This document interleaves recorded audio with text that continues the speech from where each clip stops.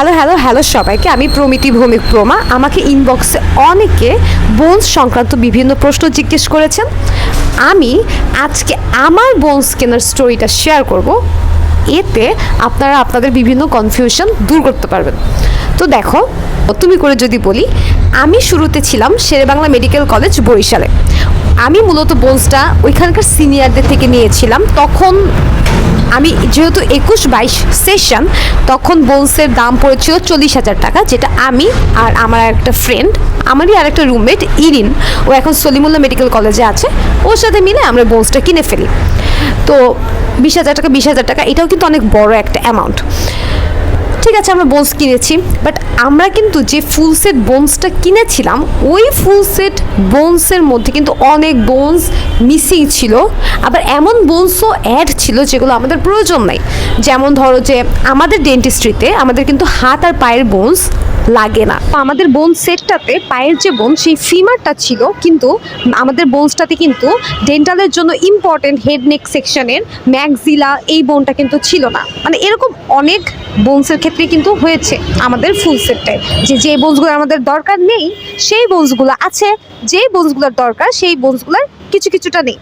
আবার full set বোনে আরেকটা যে প্রবলেম ছিল আমাদের, সেটা হচ্ছে ধরো আমাদের মাথায় আমরা জানি প্যারাইটাল বোন 2টা থাকে, কিন্তু আমাদের ফুল সেট বোনে প্যারাইটাল বোন ছিল হচ্ছে একটা।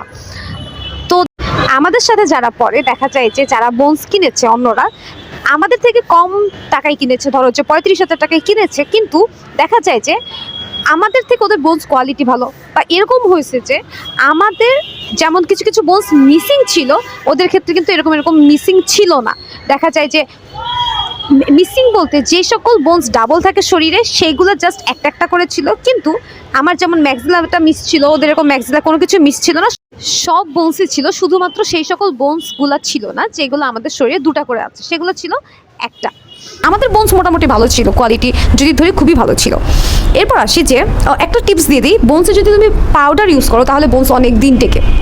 তো এইবার আসি টুইস্টে। আমাদের যখন মাইগ্রেশন হয়, তো আমি আর আমার ফ্রেন্ড ইরিন দুইটা ভিন্ন মেডিকেল কলেজে আমরা মাইগ্রেটেড হই। তো আমরা কীভাবে বোনসটা এখন শেয়ার করবো, যেহেতু আমরা দুই প্রান্তের মেডিকেল কলেজ, একটা বুড়িগঙ্গা নদীর তীরে আর একটা মোহাম্মদপুরের কাছে।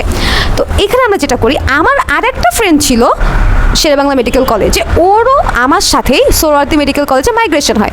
তো আমরা কি করি, আমি আর আমার ফ্রেন্ড ইরিন, তো আমরা কি করি, নিজেদের মধ্যে ইন্টারচেঞ্জ করে ফেলি।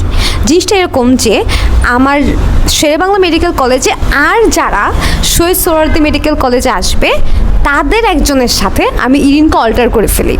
এর ফলে যেটা হলো, আমরা যেহেতু সেম কলেজে, তো আমি আর আমার এখন পার্টনার, আমরা এখন গিয়ে সেম কলেজে আমরা ওই বোনসটা শেয়ার করে পড়তে পারবো। তো এই সেম কাজটা বাকিরাও করে ফেললো, যাদের কেনার সময় যারা এক ছিল, কিন্তু দেখা গেছে মাইগ্রেশনের টাইমে তারা ডিফারেন্ট মেডিকেল কলেজে যখন চলে যায়, তখন তারা নিজেরাও নিজেদের মধ্যে অল্টার করে ফেলে এইভাবে। তো এখন আমরা যখন বোনস নিয়ে হলে যখন চলে আসি থাকতে, তখন আমরা দেখি যে হলের অনেকে এখনও বোনস কেনে নাই। শহীদ সোহরাওয়ার্দী মেডিকেল কলেজে এখনও অনেকে বোনস কেনে নাই যারা সেকেন্ড মাইগ্রেশনে আসছে। তো তাদেরও একটা কনসার্ন যে তারাও বোনস কিনবে। তো কী করা যায়, তখন আমরা বললাম যে আচ্ছা ঠিক আছে, আমাদের কাছে তো বোনস আছে, তোমরা দেখো, তোমাদের যদি পছন্দ হয় তাহলে আমরা একসাথে শেয়ার করে পড়ি। কারণ যেহেতু আমরা হলে পড়বো, সবাই একসাথে পড়বো, অ্যানাটমি সাবজেক্ট একা পড়া যায় না। তো হলে যেহেতু সবাই একসাথে পড়বো, আর এই 40,000 টাকা এইটাও তখন ভালো করে ডিস্ট্রিবিউট হয়ে যাবে।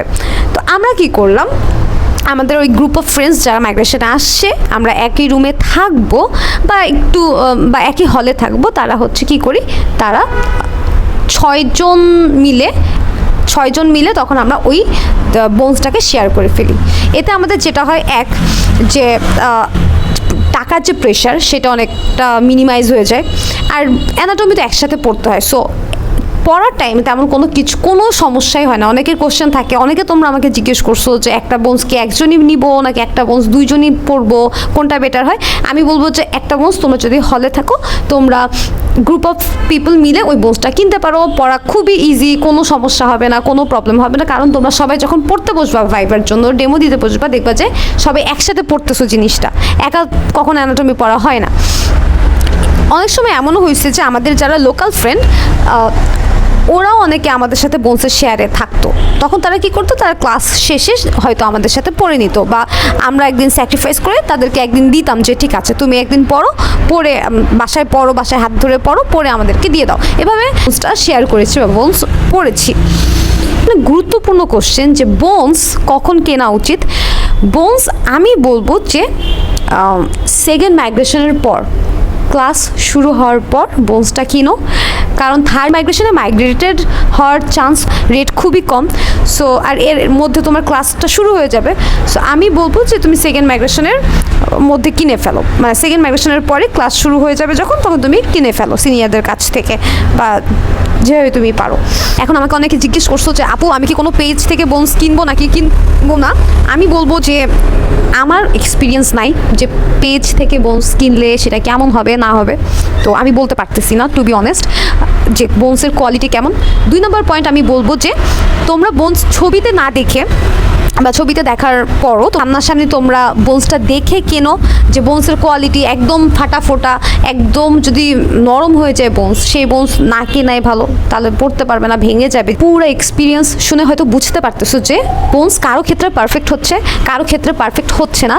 তো তোমার ক্ষেত্রে যে পারফেক্ট হইতেই হবে বিষয়টা এরকম না। ইমপারফেক্ট নিয়েও তো আমরা পড়ছি, আমরা পাসও করছি, কোনো সমস্যা নেই যদি তোমাদের মধ্যে হেল্পিং মেন্টালিটি থাকে। ওই যে বলে না যদি হও সুজন তেঁতুল পাতায় নজন, সো তুমি ইজিলি পড়াশোনা করতে পারবা, ইজিলি তোমার বোনস নিয়ে কোনো প্রবলেম হবে না আশা করি। তাও তোমার যদি কোনো কোশ্চেন থাকে আমাকে কমেন্ট বক্সে করতে পারো, আমি উত্তর দেওয়ার চেষ্টা করব।